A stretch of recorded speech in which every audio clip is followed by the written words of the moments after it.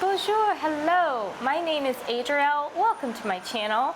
And today we're going to be talking about how we can make wise shopping purchases, right? And how we can frankly avoid making bad purchases, right? Like, so the things we shouldn't be buying and the things that we should be buying. We're gonna break that down today and have just a talk about it. And I'm gonna share some of the principles that I use when I think about like shopping and what I should buy, because I am a shopper. I am my grandmother's daughter, so if you knew my grandmother, you would know she is awesome and amazing. She is world-class shopper, and I absolutely love her, and I have learned so many things from her over the years, and I'm happy to share them with you as well. But before we get into it, if you want to stay in the know on all things Paris, style, and beauty, make sure you subscribe to my channel and ding that notification bell so you get notified of each new video. With that said, let's get into it. I'm going to start off with a story. This is a story about an individual who follows me, and I really like her, and I'm not going to share her name out of respect for her privacy, but I am going to kind of give you this story because I think it really helps set up our discussion. So she put out a post on Instagram saying that she was looking for a dress. She had found a dress, she really, really liked it, and was asking people if they knew of anything like similar because she didn't really want to like splurge on the cost of a dress.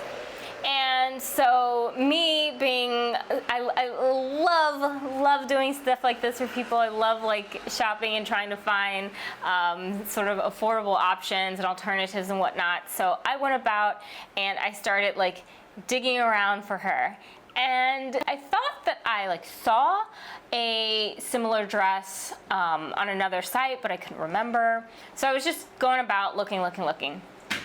And so sure enough, she eventually was kind of like, after I think maybe 3 weeks or so of us looking and exchanging photos and my sending her links and her saying, oh, can you go look at this and blah, blah, blah. We ultimately were finally like, maybe it's time to splurge on the dress. And she said, yeah, I think it may be time to splurge on it. So I said, okay, cool. So then she went and looked, but the dress was all sold out. And she's like, well, the dress is sold out, so maybe now I won't be splurging on the dress. I was like, ugh. Womp womp. So as a result, we went back to kind of looking for an alternative. And eventually she managed to actually find one at a brand, and she's happy with it, but she is going to have some alterations, some tailoring done to it because the dress is just a little bit different. I give you this story as an example really because there are times when we see something, we love it, you know, maybe we don't want to do that splurge on that piece. And so then we go looking for the alternative, a lower price alternative, and then we never find it. And the item that we really wanted sells out, right? When this happened, it was one of those things that kind of really started me thinking, you know, when is it time for us to splurge on something? I have had this happen to me numerous times where there are items that I loved, right? Just loved, really, really wanted, didn't buy them, didn't get them, and eventually they all sold out. And I still think about them to this day.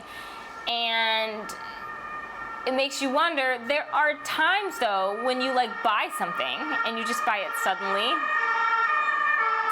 I'm gonna let the ambulance go by. There are times when you buy something and you might spend money on some things, and you spend money on things that maybe like aren't actually really like what you wanted, and you wish you had saved that money to like splurge on that thing that you really, really did want. So as a result, I really have been honing in on some of my kind of fashion and shopping principles because I think that they are really helpful for me not ending up in that situation. And also I think that they can just be really helpful when it comes to shopping and just spending your money wisely and figuring out how you can shop wisely. So with that said, let's break down some of the things that I've learned and some things that I want to share. So the first thing I tend to think about when I see an item that I really, really like is, do I love this? Notice that. I said that when I see an item I like, I ask if I love it, right? We like a lot of things. As my mom always tells me, there's always going to be a cute dress. There is always going to be a cute dress, okay? And that's the thing. So as a result, we really have to think very consciously and strategically about whether or not we love an item when we see it. I was in And Other Stories this past week, and I saw this dress, and I liked it. It was so cute, it was amazing, it was stunning. But the thing is, I ultimately decided not to get it. Why? Because, yeah, I like the dress, but I can't say that I love it. And I haven't thought about that dress since going into the store. I literally haven't thought about it. So that's why I say it's really about, you know, do you love the item? One of the ways to know if you love it, this is kind of my test, is I like to, when I see it, I like to put it in my shopping cart and then walk away from it. If I'm able to if I walk away from it and, you know, start doing something else, and I don't think about that until, you know, the next day, then you know right there that you didn't love it. You liked it. You thought it was cute. You thought it was fun. Whatever. You thought a whole bunch of things, but you didn't love it. If, for example, you are having dreams about something like a bag or a dress, or you are scouring the internet looking for an alternative version of that thing, and you've been doing that for 3 weeks, then you love it. The person who, you know, I told you the story about, she loved the dress that she saw. And that's one of the key things, is that she loved it. And so it's when you love an item, that's when you're like, okay, this might actually be something I want to add into my wardrobe. I saw a dress last year that I absolutely love from the brand Cecilie Beschen, but the dress was $1,200 and I really didn't want to pay for that. And I saw a similar dress on Kose's website, so I went into their store to check it out. I really, really liked the dress, and it definitely had the same style as that Cecilie Beschen dress. The only issue is that the fit just wasn't quite right for me. The dress came across a little bit big on the top, which it didn't with the Cecilie Beschen dress. And also, I just didn't really like the fabric, the material. It really just seemed cheap. So ultimately, I decided not to get it, even though it was something that I really did like. I just didn't love it. Next thing I saw was this. I actually thought it was a dress, but turned out to be a cute little pantsuit.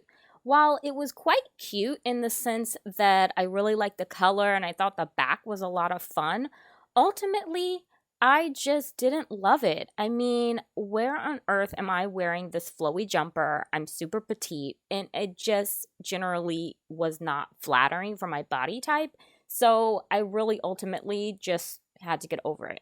Next up were these pants. It was part of a collaboration. While these pants were cute, again, they just didn't really fit. On top of that, as you can see, they're kind of see-through, and none of that was particularly appealing for me.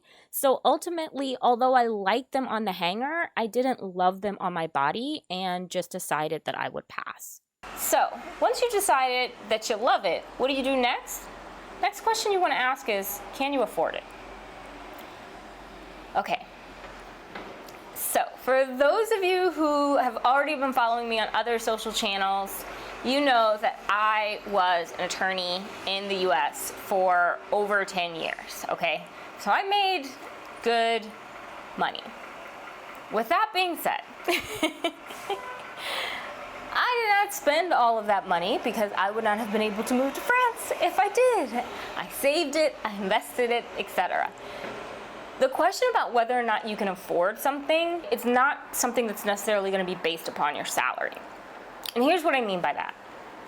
I know lawyers who are flat out broke and live paycheck to paycheck, okay?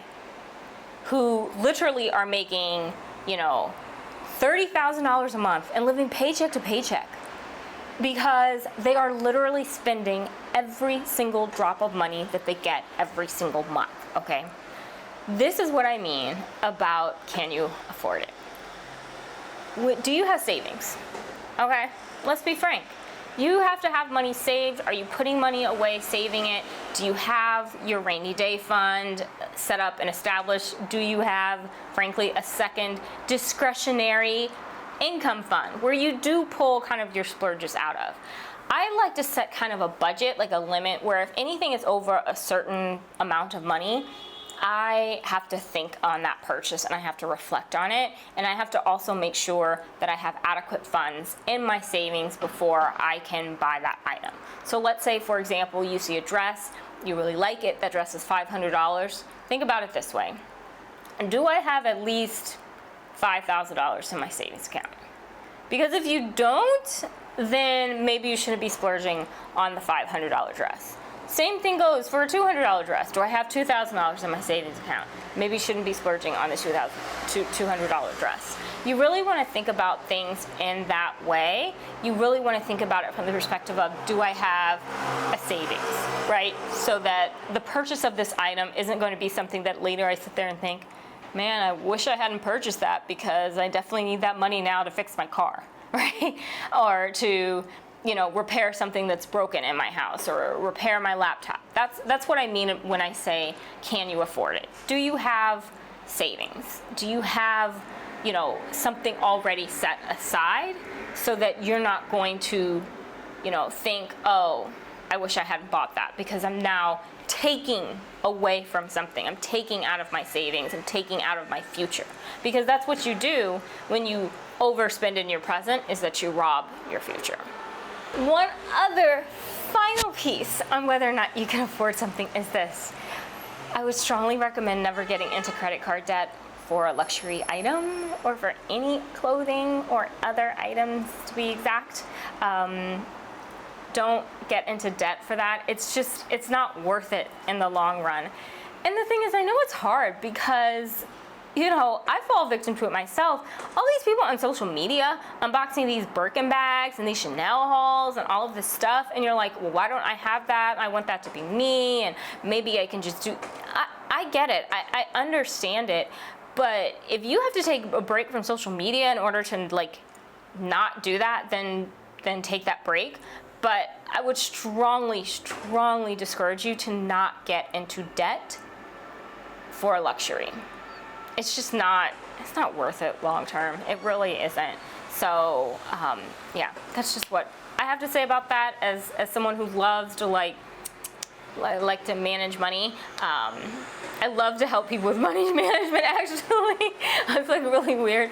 But yeah, so I would strongly discourage getting into debt for any sort of luxury purchases or buying things on credit, that sort of thing.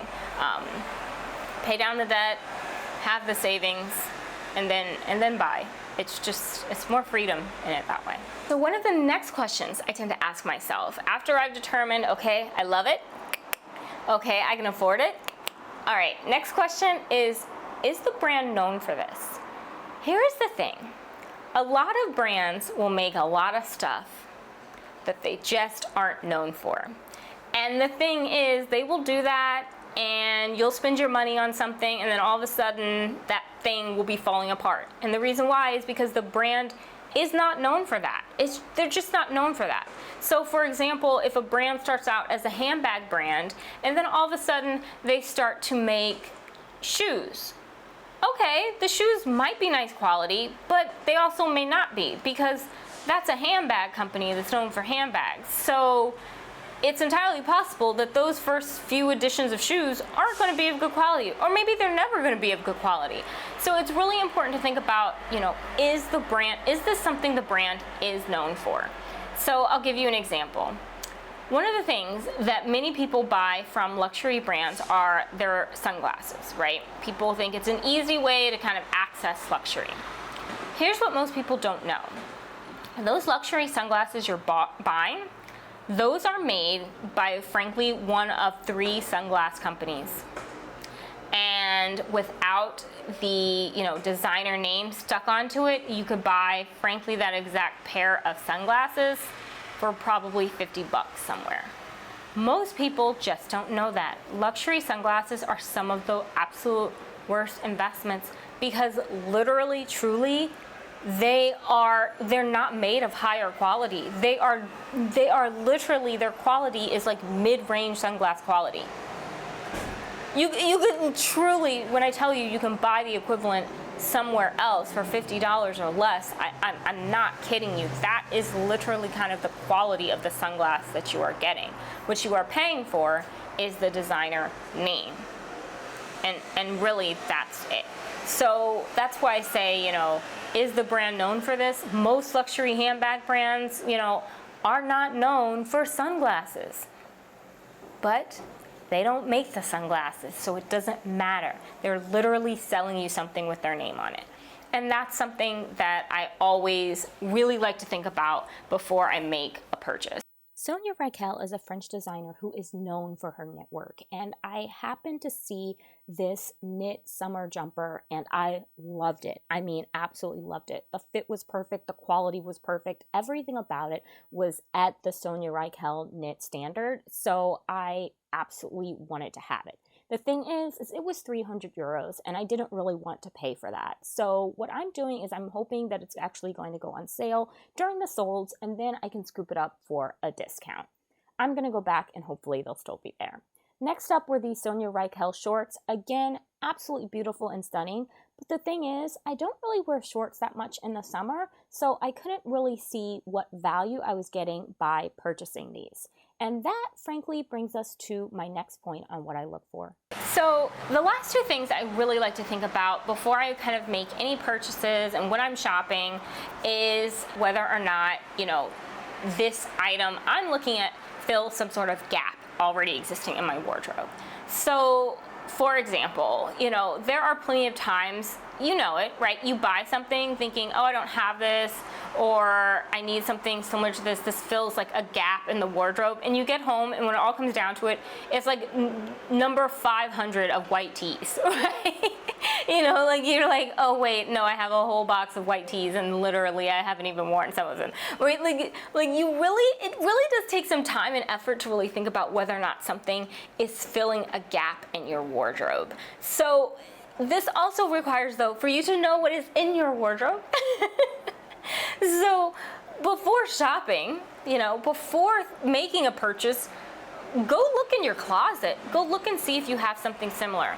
I have found that it's very easy where if you have something and you liked it a lot, you're going to go out and you'll buy a second or a third or a fourth of the similar items, right? That are all quite similar to what you already have. And you have to be very careful to not do that. If you like crop tops, you don't need a crop top in every single color. Right? Maybe you need a black one, a white one, and one in your favorite color, and then that's it, right? You probably don't need more than that.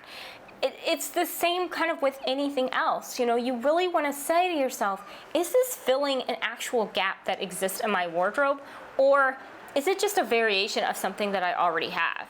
If it's a variation of something you already have, then do you really need it?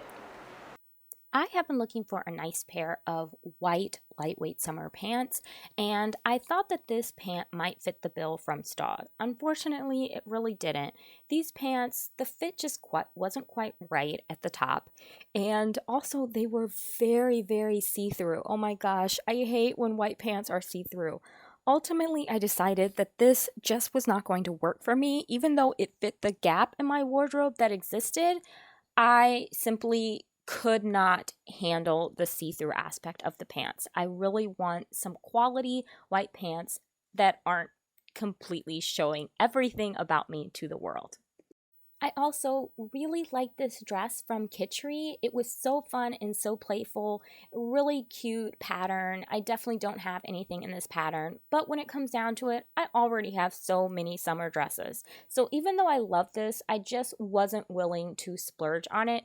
Maybe if the price is substantially reduced during the sales, I'll consider it. So as part of thinking about, whether or not something fills a gap in my wardrobe, I also kind of like to go with a derivative of that question, which is how many ways can I style it? So let's say I do see an item, I love it, and it fills a gap in my wardrobe. Perfect. But how many ways can I wear that thing that I love, that I'm thinking that I love, right? Because there are times when for example, I was shopping recently with a friend. We were at Cezanne, and she picked up a crop top shirt, short, like kind of sleeveless, really cute, and said, this would go perfect with those pants that you have on right now. And I said, oh yeah, and I went to try it on. And as I was trying it on, I was like, yeah, it does go really well with the pants that I have on right now. What else is it gonna go with? Right? So it can go well with pants. Is it going to go well with skirts? Probably not, because of the way the top is cut, it's probably not going to fit right. Okay, so if it only goes well with pants, what kind of pants is it going to go with? Well, denim. Okay, but I don't wear a lot of denim in the summer. Okay, well then the shorts. Okay, but I also don't wear tons of shorts in the summer. So again, I would be buying the top to go with essentially one pair of cute pants. Do you get what I mean? So did the top fill a gap in my wardrobe? Yeah, I don't really have a crop top like that. It was super cute. It did. However, am I going to, how many ways can I wear it? Essentially one, right? With one pair of pants and not more than that. And that was something that really kind of struck me. It hit me, and I was like, yep, don't want this. This isn't going to work. It's not going to go with enough things. I don't have enough ways to wear it, so I'm not going to spend the money on that. As I mentioned, I have been looking for a nice pair of white or cream pants for summer, and I saw these from a brand See Me Happy and really wanted to try them out. I really actually liked the elastic waistband, but again, they were completely see-through, which was a total bummer for me. I ultimately also tried a pair that was a little bit heavier and not see-through, but when I thought about it, I tried these pants before and didn't get them the first time and wasn't going to get them this time. Why? When it all comes down to it, I just don't wear pants again that much in the summer. It's really not something that I'm going to wear too much of. Even in the winter, I don't wear pants that often. I really do stick with denim. These items just were not going to be pretty utilized in my wardrobe, and it keeps giving me pause as to whether or not to buy. So ultimately, I decided, let me just let them go. As part of that, and this is kind of the final thing that I really like to think about, I always like to think about, does this fit with my personal style as it is right now? Okay? So, remember that top I was talking about? One of the things I also thought to myself when I was looking at that top is, all right, Adriel, yeah, this top is cute, and this top will go with these pants that you have on right now. But what, in actuality, is your summer style? My summer style is dresses. I love to just wear a dress in the summer. It's freeing, it's effortless, it's breezy. I feel comfortable in a dress in the summer in a way that I don't feel in anything else. I don't really want to be styling up, some shorts or some skirt or anything like that. I just want to put on a dress in the summer and go. That is my default. So, why then should I buy the shirt? Do you get what I mean? The shirt then, it may fill a gap in the wardrobe, but I can't wear it multiple ways, and also, it just doesn't fit with what my style is for the summer. This is a top, yes, I would probably wear it in the spring with the denim jacket. Sure, I could wear it in the fall with a leather jacket, but that limits it too much, right? Like in the summer, when it all comes down to it, for the next, 4 months, I'm wearing a dress every day. So that doesn't make any sense for me to invest in a crop top, or at least more than one. I already bought one a few weeks before. I don't need another, right? Because that's really not part of my look for the summer. My last stop was Arket. So I really like Arket for really nice basics that are of reasonable price and decent quality. So first off, I saw this really pretty pink linen short sleeve shirt. Now, the thing is, I have to be careful when I see anything pink because pink is my favorite color. But I have actually been looking for a linen short sleeve top that I can wear over other tops. For example, I really like to wear corsets or bralettes, but I don't want to be completely naked when walking around. So I really was looking something that I could kind of layer over that wasn't a sweater. And this really fit the bill. Now, I will note that this top was actually quite sheer and wasn't super heavy linen, but for the purposes of what I'm having it do, which is just to provide extra coverage while also still staying cool, I thought that this was a really good buy and I ended up getting it. I also tried on the shorts, which you saw earlier. The shorts were cute, but as I mentioned earlier, I don't wear a lot of shorts, and so it really didn't serve any purpose in my wardrobe. So ultimately, I had to pass with those as well.